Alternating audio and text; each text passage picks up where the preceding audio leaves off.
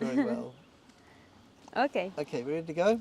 Yes. So the first question is, why do we use a mantra in meditation? Is there an effect of sound on the mind? So a mantra is a word or a phrase, usually in Sanskrit, and it has a particular sound and a particular meaning, as every word does. And it is quite deliberate.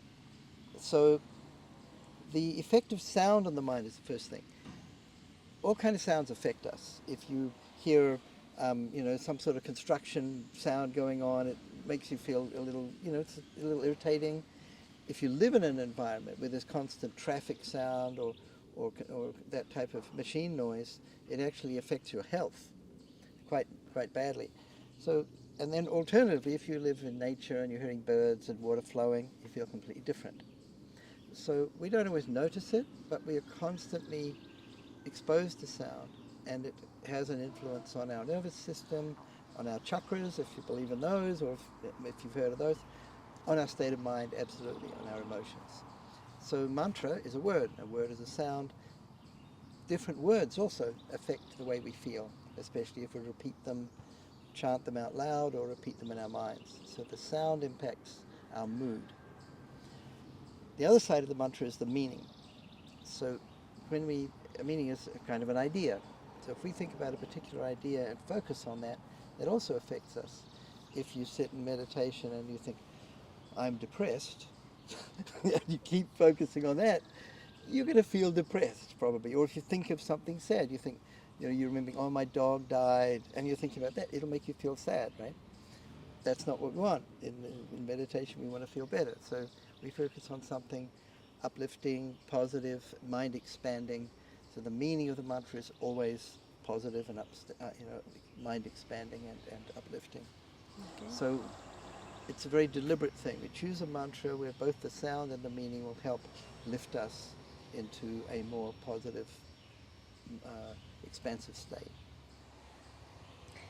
Why are mantras in Sanskrit? What about the chakras, ancient language? So Sanskrit language is not a spoken language anymore.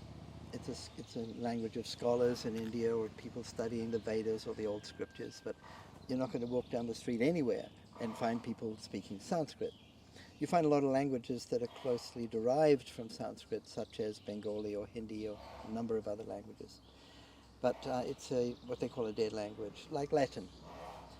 But we still use the Sanskrit language with mantras because if you change the language, you may have the same meaning. Say the Sanskrit word manush means mind. In English, the word is mind. The meaning's the same. No, it's okay. Really? Yeah. Wow. Yeah. Okay. So the meaning's the same, but the sound is completely different. And as I said earlier, different sounds affect our mind in different ways. Now Sanskrit has a very specific sort of detailed approach to how sounds affect our state of mind. In a way, it's kind of like the idea that we hear in stories about magic. So one of the common ideas in stories about magicians and sorcerers is that they use magic words or magic phrases. If you're a Lord of the Rings fanatic like me, you might recall that Gandalf had to come up with the right word to open the door of the gates of Moria into the mountain, and he was puzzled over it. He didn't know what it was, and finally he figured it out, and it was an Elvish word. Melon means friend. So that's a story. But these kind of stories actually come from this tradition of mantra and the power of words. The idea that words carry power, that they have an influence. So even now there are languages that are considered kind of soft or poetic. They have a mood. Like French is considered to be a very romantic language. And there are other languages that you feel are kind of have a harder. They're very useful for certain things, like commanding troops, like German, or different languages have different moods, and the sounds create different feel.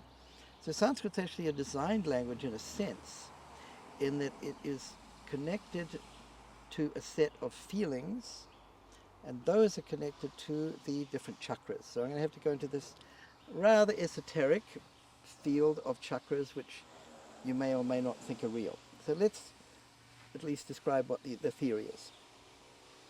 The idea behind chakras is that the body has a kind of invisible energy system that's not the same as our physical energy. You know, we derive most of our energy from oxygen, burning oxygen. That's biochemical energy. But there's parallel to this, what we call a kind of vital energy system. In the Chinese tradition, they call it qi. In yoga, we call it prana. It means the vital force or the life force. And this force flows through the body, and we, like oxygen, we get most of our prana, this vital energy, from the breath. So we breathe in, and this energy flows like through the body, inside the body, and it crosses at these different points, actually adjacent to the endocrine glands, and where they cross, they form the chakras. So we have 7 major chakras along the spine, and each of these chakras is related to the glandular system, and this flow of energy through the chakras can be directly stimulated by sound. And each of the chakras has certain sounds associated with it. And if you see a diagram, which we might be able to show you, you'll see that each of the chakras is represented by a lotus flower with a certain number of petals. And each petal has a sound attached to it. Each of those sounds represents a particular feeling or emotion or sort of mental tendency. And things like anger or fear or motherly love, or each of these are associated with the feeling of hope. It's from the heart. These different feelings are associated with different chakras, and the different sounds make up the Sanskrit language. There are 50 of these sounds, and that is the Sanskrit alphabet. And since ancient times, when Sanskrit was a spoken language, this language has been used to induce different feelings through different combinations. It can be kind of prescribed to create a certain mood. That's why we don't change the language, because you're changing the sound and it won't have the same effect. And you can experience this in chanting. I've compared chanting, you know, a Sanskrit mantra to chanting the same meaning in English, and it definitely has a different effect. It creates a different feeling. Thank you. How to know why this mantra? Created by an expert, universal, beautiful meaning. So the mantra we use in our collective meditation is Bhava Nam Kevalam, and I translate it as only the feeling of limitless love. There are other similar translations. We use it because of the meaning. It's something universally good. So if we have this principle that what we focus on, we tend to reinforce that. We want to reinforce something very positive, as I said, something expansive, something that we want. So yeah, we want to feel love. That's one of the perhaps the most fundamental human yearning. So we choose it for the meaning. And the set of sounds itself, so I'm not a master of mantra. I know how to teach how to use mantra, but I didn't invent this thing. I didn't invent this mantra. This mantra was created by a real master of this science. And how that is done is you have to be able to understand what is the subtle effect of every different sound in the Sanskrit alphabet on the human mind, and what's the best combination for a universal meditation practice. The guru, the spiritual master who created this mantra, knew how to do that. And I feel the effect, and I teach it, but I can't create mantras. How to know if I am meditating right? Sitting for meditation is a good meditation. Climbing the mountain, see the view, struggle up the hill. Harvard research on beginners works anyway. Okay. So yeah, when you're starting out with meditation, sometimes it can feel frustrating. Sort of just think, well, my mind's just wandering. I'm hardly meditating at all. Maybe we sit for 10 minutes and you feel like I repeated the mantra 4 times. You know, it's actually more common than you might realize. And the first thing I always tell people about this is, don't worry, it works anyway. Now, this may seem hard to believe, but there's actually research on this from Harvard University. They took a group of about 20 complete beginners, and they taught them a meditation practice, and they had them meditating, I think it was for 20 minutes a day for 8 weeks. And they, of course, had a control group who were not meditating, and they compared them, and they used brain scans using fMRI, so they can take a kind of a snapshot of the brain through a two-dimensional plane, and they compared before and after. And in the group who are practicing meditation, who, again, complete beginners, remember, they're not experts at this, their minds are definitely wandering a lot, probably like yours if you're a beginner. They found that their brains changed measurably.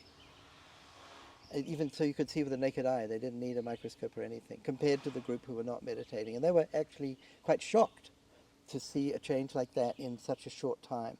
And what they found was that in the frontal cortex, I think it is, which is the more recent, you can say the more evolved and uniquely human part of the brain, there was some growth in a very healthy area, that they would give a person more control over their emotions, more agency, if you like, more self-awareness. And the researchers were actually really surprised to see that happen so quickly. So even though these are people are beginners, they're meditators, they're beginners like you, their minds are probably wandering most of the time, almost certainly, it still works. So that's the first thing to remember. The other thing I always tell people is, if they ask me, I don't feel like my meditation's very good, or I had a bad meditation today, I say, well, I ask them, you know how to tell the difference between a good meditation and a bad meditation? And they'll say, well, tell me. And I say, well, it's very simple. If you meditated, it was a good meditation. If you didn't, that wasn't a very good meditation. As far as I'm concerned, and from what I've seen, sitting for meditation regularly has a good effect, whether or not you're an expert. And don't expect to always enjoy it. That's not an accurate measure. Sometimes I have really very pleasant meditation, quite often, because I've been doing this for a long time. And sometimes it's a little bit more like hard work. But I always think of it like climbing a mountain. When you're climbing a mountain, when are you making the most progress? When you're struggling up the steep slope and you're sweating and your legs are maybe hurting and it's like it's really hard, that's when you're moving up really fast. And when you're stopping and looking at the view and you're feeling, wow, this is great, I've come so far, see the distance, that's when you're not moving at all. So maybe when you're sitting for meditation and you're really having a nice time, maybe that's not when you're making the most progress. Maybe it's when you're struggling to control your mind and you're making an effort. It feels more like push-ups. That's when you develop that mental muscle of concentration. So don't be deceived by the idea of whether your meditation is at the moment is pleasant or not. That's not an indicator of whether or not it's helping you at that time. Why music? Language of emotion, universal. Sound creates mood for meditation, and the right music can awaken a feeling of love. Okay. So as with language, to some degree, there's two things happening when we listen to music. There is the effect of the sound directly, like a mantra. There also may be some association. If the music is familiar to us, we may associate it with a memory, or it may be even a kind of what I would call an instinctive memory. Take the example of bird song. If you listen to birds, there's some birds singing right here and right now. If you go into a place and you can hear birds singing, almost everybody likes that. But why do you think humans like the sound of bird song? It seems that it must be associated with safety. Because when you are in nature and the birds stop singing, it means there's danger. They stop singing when there's a predator in the area, or they sing a particular song which tells others, it's a danger message to other birds or other creatures. There's a kind of alliance of the non-predators to warn others about predators. And birds suddenly going silent is an indication of danger. Birds singing is an indication of safety. So there's the association there. what happens with instrumental music, typically it's more the effect of the sound than of the association, simply because it's usually complex and it's hard to remember, and we don't always even know what it is. So in a movie, you'll have some sound in the background. The role of the music is to create a kind of emotional narrative that runs parallel to the more the narrative of the dialogue and the action. And you don't even notice it sort of in the background. But if you take it away, the movie feels completely flat and doesn't affect you very much. So music is this kind of language of emotion because it resonates with the nervous system and the chakras, if you believe in chakras. It even resonates with the chakras if you don't believe in them, if they exist. So the interesting thing about music is that it's, in the movie example, you watch a movie from Japan. I'm a big fan of Miyazaki. Some of you might like his films. They either subtitle the films or change the language, or they dub it. It's a cartoon, so they can dub it easily. It's animation, but they don't change the music, and they don't change the music with a film from Nigeria or France, because music, the effect it has on your emotions, is the same for everyone. We all feel hope in response to certain sound patterns. We all feel energy or excitement in response to certain sound patterns. It's a universal language of emotion, and we use it to help people be in the right mood, and it makes meditation easier. Why can't I choose my own mantra? Do you use a recipe when cooking? Do you follow instructions when learning? When I was 4 years old, I wanted to learn piano, but I didn't want a teacher. Okay, so a lot of people think, well, I know me better than anyone else does. Why can't I come up with my own mantra? That's a reasonable question for sure. But at the same time, you may know yourself, but can you describe in a single word, or especially a Sanskrit word, what kind of person you want to become? What would you choose to do that? That's what the mantra represents. It doesn't represent what you are now. It represents where you want to go. And somebody who's been there means somebody, a deeply experienced meditation practitioner, or better still, a master of meditation. They understand that. So when I was 4 years old, I started playing the piano a little bit. I'd pick out a tune I could heard on the radio, something very simple. My grandmother got all excited. She thought I was a prodigy, which I wasn't. But I had a feel for music, and but I was also, what can I say, self-willed. So I didn't want a teacher, and my mother understood me well enough to not try to persuade me. She got my grandmother to persuade me because she knew I really loved my grandmother. So between them they conspired, and they got me to find a teacher who was kind of like my grandmother. She was wonderful. I really loved her. She was a retired concert pianist. She was an amazing teacher.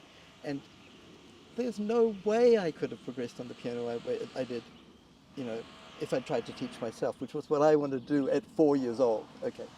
So spiritually speaking, I'm 4 years old. I'm not going to figure out how to come up with the right mantra for myself from this position. I need a teacher. I need someone who can guide me, who really understands where I want to go. Is the meaning of the mantra important? As you think so, you become meditation with the love taken out. So the short answer is absolutely. As I mentioned earlier, if you think about, I'm depressed, and that's the meaning of your mantra, yeah, that's going to make you feel depressed. If you think, my true nature is one of, limitless love and peace, you're going to begin to feel like that. That's the way the mind works. What we focus on tends to become real, at least internally, and it influences us. So the meaning is tremendously important. I once met a fellow in Los Angeles who had been meditating for 40 years, every day, twice a day, and I'd been meditating a similar amount of time, a number of years at least, probably more because I'm a monk. I've got time to meditate more than he has. He had a job. So we compared notes. We had a long discussion, really nice guy, And what I knew, because I knew the technique he was practicing, I actually learned it long ago, but I didn't practice it for that long. I knew he was practicing with a mantra which had no meaning. And the people who teach it emphasize that the meaning doesn't matter. I am absolutely convinced that this is not true. But I didn't tell him that. I just told him what I do. And he kind of, after a long conversation, he kind of looked at me and he looked a little concerned. And he said, it seems like what I've been doing for 40 years is kind of like what you're doing, but with the love taken out.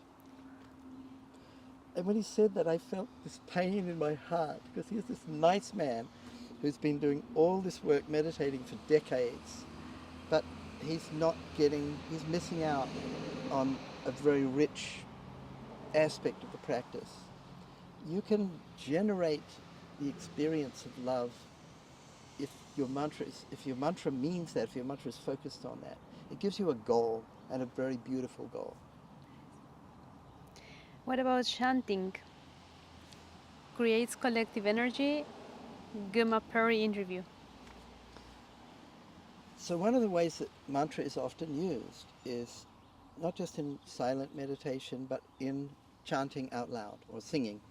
So you could say you could put the mantra to a tune and it becomes a chant because it's repeated. That's what a chant is. So I actually came to meditation when I was pretty young. I was 19, and I learned a lot of things. Like on day one, I met this teacher and his assistant, and they taught me like for 5 hours, and I liked everything. I was super into it. But the one thing I didn't like was the chanting, because I thought it was stupid, and I thought the music was no good. And I was by this time I was quite a good musician, and I was a bit of an arrogant one. So it took me a little while to get the hang of it, but that was when maybe a month or two later, I met a musician who was leading the chanting, and she was really good. Then I was okay with it because I like good music.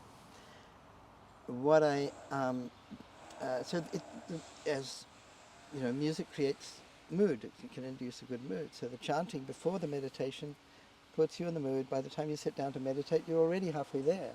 It's so much easier. I had a woman come to me after a workshop I gave at a company, and she had been meditating for a couple of years, and she said, I've been meditating every day, just trying to watch my breathing. It's a very common Buddhist technique, typically. And she said it still feels like I'm herding cats. You catch one cat and then the other one's gone, and you get another one and this one's gone, and you're never able to control it. So your mind is like that. And she said, but this one experience I had, chanting and then meditating just for 15 minutes, was the first time I felt anything. And she was almost in tears. And I had to hold back my tears as well. Males aren't allowed to cry in public in California. It's illegal. So she got it, that just that few minutes of chanting in a group, so you've got this group energy, it can create this powerful mood and make your meditation so much more enjoyable. You just go into it immediately like a flow. So that's what happens. And I hear that from hundreds of thousands of people, I guess, over the years. There's been almost no research into this, which frustrates me, to be honest, because there's tons of research into silent meditation practices. But into chanting, which is a complementary practice from the same traditions often, there's almost no research. But I finally found somebody, her name is Dr. Gemma Perry in Australia, who has made this her life study. And her PhD was focused on mantra chanting and its effect in terms of helping people with anxiety and stress, and to develop a sense of altruism, or kind of expressed empathy, you can say. And she's been researching this for years. And she told me herself, she said, I had so much trouble finding any other studies. She found a handful, literally less than 5, that other people had, like serious peer-reviewed studies. So I've had 2 long conversations with her. I actually met her last year. First was online, and then I met her last year in Australia. And very nice woman. And one of her key findings was that when she compared beginners in meditation to more advanced meditators, the beginners got more effect from the chanting compared to the silent meditation, much more effect. The experienced meditators, it was similar, because they actually were focusing in meditation because they'd been practicing for a number of years. So in other words, chanting is really good for beginners. It's a particularly useful practice to help you get into meditation when you're starting out. So I emphasize it a lot, and I'm a musician anyway, so I can, play music with the chanting, and it can create a nice mood. So I think it's really, really useful for anybody practicing meditation, but particularly for beginners.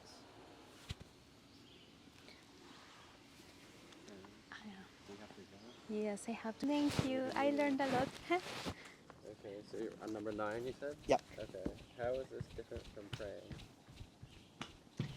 So what's the difference between prayer and meditation? Oh, the There are different microphone. types of prayer. There's a whole range of kinds of prayer. Oh yes. Okay. Oh yeah, we may I'll or may not ask use the that, question but we'll again. keep it, we'll have it. How is this different from praying? What's the difference between prayer and meditation?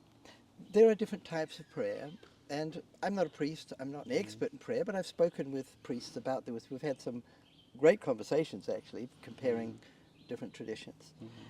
And the common type of prayer that is most widely practiced, you could say, is asking God for something, or asking the divine to sort of help out in some way, because we're little human beings and we're in this big universe and we feel powerless, and often in different religious traditions people feel like, okay, at least in God I've got a friend, and if I ask him politely enough, maybe he'll help me out. So while I think this is understandable, if people have that belief, that's fine. I don't think their intent is bad. I mean, this is different than asking God to curse your enemies. I think that's a category of prayer I would say isn't really positive. But generally people are asking for something to help them when they need it, or to help a friend or something. Help their mother get well if she's sick or something like that. So the intention is not bad. But there's something, to me, a bit weird about it, because what you're doing is suggesting to the creator of the universe that they do it differently. So, like, who am I to, advise God on how to run the show when it's beyond my skill set? Let's put it that way. I'm not qualified to be a consultant to God, and he didn't invite me to consult him on this matter. So it seems to me inappropriate. So that's one of my thoughts on the matter.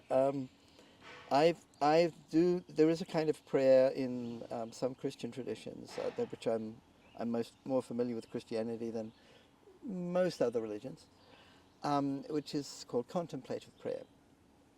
And I think that is more similar to meditation. There is more of a sense of self-inquiry, trying to understand yourself, and if you believe in God, perhaps understand your relationship with God, or understand that God is within you, or something. It does say that in the Bible, the kingdom of heaven is within you, and God lives in heaven, so one is within the other. So that, I think, is actually very similar to meditation, is trying to connect with the divine. So contemplative prayer, I would call a kind of meditation. But these other kinds of prayer where you're asking for God to intervene in something that was designed by an entity way beyond our understanding, it seems to me, I just don't know how useful it is. It may be well intentioned, but I'm not convinced that it's terribly useful. There is a popular idea which I actually disagree with, but I just want to mention it, that prayer is talking to God and meditation is listening to God. Sounds cool, but I think there's more to it than that. I think it's too simplistic, because for me, when meditation becomes a deeper experience, it's both, because it's about a relationship with my idea of God, the divine, and that involves communication both ways. So at its best, I think meditation is a love story. And prayer can be that too. So I don't think that completely clears up the issue, because prayer can mean many things and meditation can also mean many things. Great. That's fascinating. I think I got locked out. The last question, wasn't there one more? I got locked out. Oh, it doesn't love you. There you go. Thanks. So, rosaries. Can I use them? Will it help? So in the Catholic tradition, the Christian Catholic tradition, there is this idea of rosaries, rosary beads. And sometimes they're prescribed as a kind of penance. Like, somebody might go and make their confession to the priest, and then the priest says, oh, okay, you're a naughty girl, you're a naughty boy, you've got to go home and, repeat the rosary so many times or something like that. Of course, the rosary is used in other contexts as well. So what it is essentially is a string of beads, and each time you count the bead, you repeat a short prayer of some kind or sacred phrase. That's actually, I think, can be. Well, firstly, I don't think it's so good to associate this with penance or sin, because that's not what I think we need to be focusing on. But as a practice, why not? Great, you're focusing on something positive and uplifting. You're thinking, somehow developing your relationship with the divine. There's actually a parallel practice in the Hindu religion, or certain yoga practices called japa, and they have a string of beads, kind of like a rosary, with 108 beads, and each time they count one bead, they repeat one of the names of God. And Krishna is supposed to have 108 names, hence the 108 beads. I think that's the tradition. And it can be a kind of out loud meditation. So you're repeating the mantra, and if you have a mantra that has all the qualities of mantra, including the meaning, then you're focusing on something uplifting and beautiful. I think it's a helpful practice. I don't think it's a substitute for silent, closed eyes meditation, because that takes us directly inward, and it forces us to deal with what's inside. And that is a very essential part of the spiritual journey, in my opinion. But I think this japa practice can be very helpful to just keep your attention on just something positive and uplifting while you're engaged in something else. You can practice this while you're, I don't know, sitting watching TV or your Netflix, more likely, or being in a meeting, or even while driving your car, as long as it's automatic. So it can be like a half meditation. So it's actually a practice we teach without the japa, without the beads, is to keep repeating your mantra in your mind in time with your breathing when you're engaged in the world. It's easiest when perhaps doing something that doesn't require a lot of intellectual engagement, like something kind of on autopilot, like driving, cooking, taking a walk. Yeah. So the rosary, it can be a spiritual practice, sure, that can be very helpful, but I think it's a little unfortunate that it's kind of associated with the whole idea of confession and sin, because I think that while I think it's important to acknowledge when we make mistakes, I think dwelling on guilt or sort of sin is a negative ideation, and I think it can have a negative effect, sort of reinforcing the idea that I'm a sinner rather than the idea that I am essentially divine. But taken out of that context, I think it can be a very beautiful spiritual practice. Never been asked that question Excellent. before. Yeah. Excellent that you summarized at the end. So you had an excellent explanation and then a quick summary, which is great. I have a question, which is that I was thinking of here. About mantra? Oh, no. Well, pretend I'm somebody else. Okay, just pretend I'm some other person. So I feel I've always been happy. I'm totally happy with my life, and everything's perfect. Why should I meditate if I feel so good just as I am right now in my life. Okay. Do you feel like that if your kitten is run over, or you've lost all your money, or will you feel like that? Life is the external. You may feel that your internal life is perfect, but external life is never perfect. That's how it works. At some point, all of us get ill, lose loved ones, suffer financial crises, have problems in our relationships, and if you can honestly say that none of that affects you when your best friend dies, or worse still, a child or something, if you can honestly say that doesn't affect you, then okay, you're probably a saint and you're above it all. But I don't know anybody alive who can honestly say that. I notice that we're all human, all the humans, and we have feelings, and we're affected by circumstances to some degree. Some of us are more able to rise above it and roll with it, but I don't think anybody's bulletproof. So I do think we need to cultivate our ability to identify with the part of us that actually is not affected, the eternal part of us. But we always need to work on that and remember to come back to that.